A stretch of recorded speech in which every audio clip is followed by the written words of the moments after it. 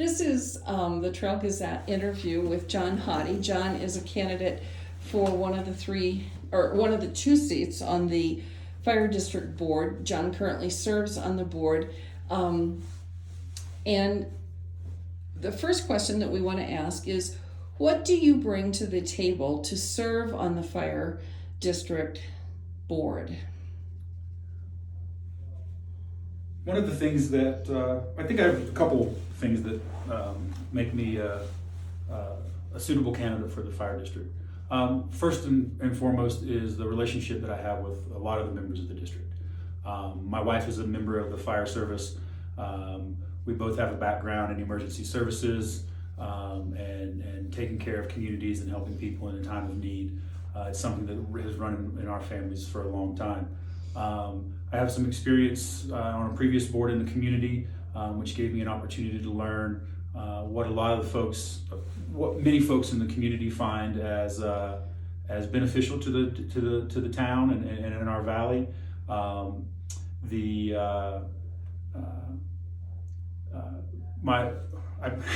Politics is never something that I wanted to get into. I actually don't like the political side of the board.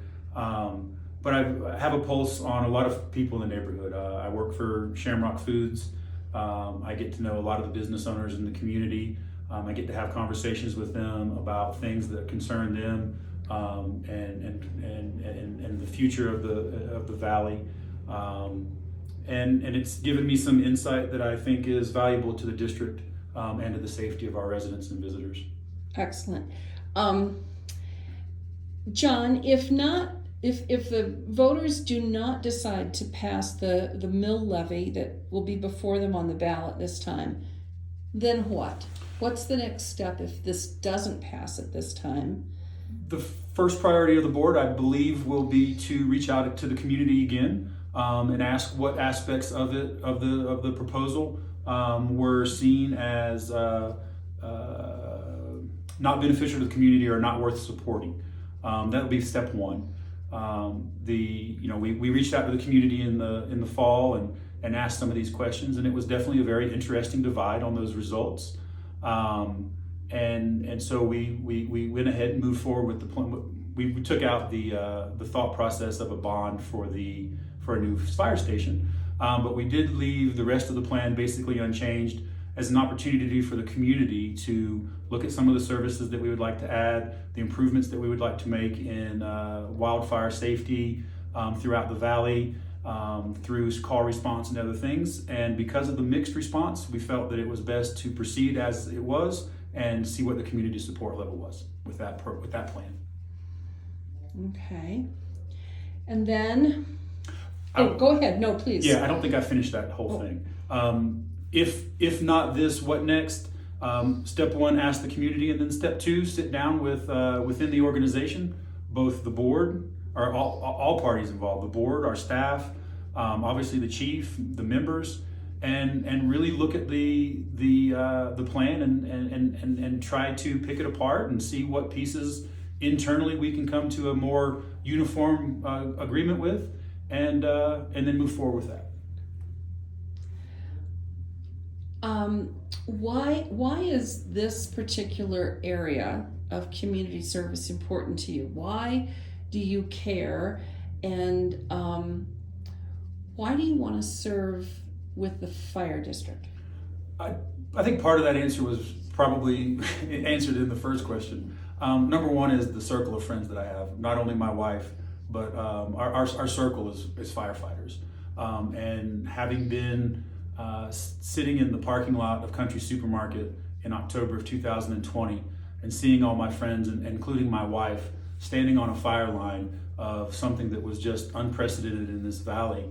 Not that the valley hasn't seen other fires. We definitely have had fires within the valley, but to see what was coming across a 13,000 foot mountain and barreling down on this community, while about 100 people throughout the Front Range and within our district showed up to fight that fire if needed, was something I've never seen before. I hope we don't ever see again. But and just being able to help the safety of the community. I have a forestry background. I'm very familiar with forest wildfires. I know the impacts that they have to the communities. I understand intimately some of the treatments and things that can be done to help improve the safety of communities through wildfire mitigation and other services, and to help support that in this community, to try to find a way to make this community as absolutely safe as possible for our residents, for our temporary residents, and for our guests is just paramount for me and my family as well. We have a little bit more time because we've allotted about 10 minutes for an interview. So tell us a little bit more about your background. You said that you have a background in forestry and also your involvement with the fire department, because how long have you served on the fire department board? So my background, I actually have a forestry degree from North Carolina State University. I spent a lot of years in the woods and using fire as a management tool. The East Coast is obviously not wrought with the wildfires that we are in the West, but having learned what those tools are and how to manage to use them and to prevent them from spreading, just gives me some insight. I'm nowhere near an expert. I obviously haven't chosen forestry as a career, but the insight that I have and the firsthand knowledge, it gives me at least a leg up. I'm sorry, the second part of the question? A little bit more just about your own background. You've got this background on the board as well. How long have you served on the board, and what has your role been as a board member? So I started, I was appointed to the fire district in January of 2020 when another board member had to leave for family issues. And then through the election process in May of 2020 as well, uncontested election. And 2020 was obviously a crazy year. We were all dealing with COVID and how to manage and how to move through that. It was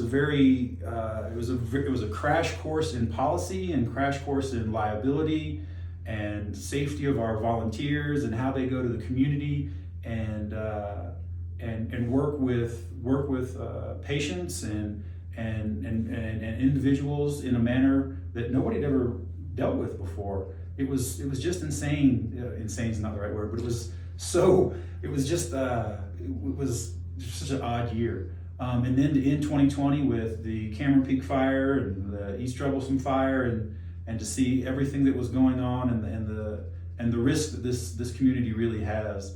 After getting through 2020 and into 2021 and sitting down with our chief and asking about strategic plans and how many members do we need to deal with the challenges that this community faces, I couldn't get an answer. Historically, the Estes Valley Fire Protection District has had 35 members. And when I ask what the highs are and what the lows are, it's plus or minus 5-8 people. And so I wanted to try to find a way. The request at that point was, what do we need? What does the community need moving forward? How do we respond to all the changes?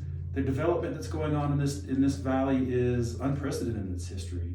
The future is here, and while so many of us want to see the Estes Valley maintain its charm and its character as a small community, we'll get to maintain the small community, but the density of everything that we're doing, the density of development, commercial and residential, putting houses at the top of hills where fire trucks really struggle to get to, and it's impossible to get water up, very difficult to get water to. How do we make this community safer? And as a board member and as a husband of a firefighter, how do we make the district safest as possible for our volunteers as they show up to protect our community? It's not just about what we might be able to do. It's not just about what we should or can do. It's about making sure our volunteers are safe when those alarms go off. When they get a tone at 2 o'clock in the afternoon or 2 o'clock in the morning, their mindset is go put out this fire, go save this individual, go extricate someone from this car. And we want them to be as absolutely safe as they can when that happens. And my opinion is clear. There are things that we can do in this valley to make it a safer place for our firefighters first and foremost, for our residents, and for our guests. Is there anything else you'd like to add? You're just about at 10 minutes, and I know it's hard to do an interview like this, but this is the best way, rather than us trying to write this up for people, but this way voters can log on and watch each of these videos. Please go to the Estes Valley Fire Protection District's website. All of the strategic planning information is there. There's a ton of information, a plethora of information that is at your fingertips. Board bios, the plans that we've talked through. There's different drafts that show as the plan has changed over its time. Take a peek. If you have questions, please feel free to reach out to the fire district directly. My email is jhuddy@estesvalleyfire.org, or any of the board members are listed. Please, if you have a question, don't hesitate to ask. Excellent. Thank you so much for your time.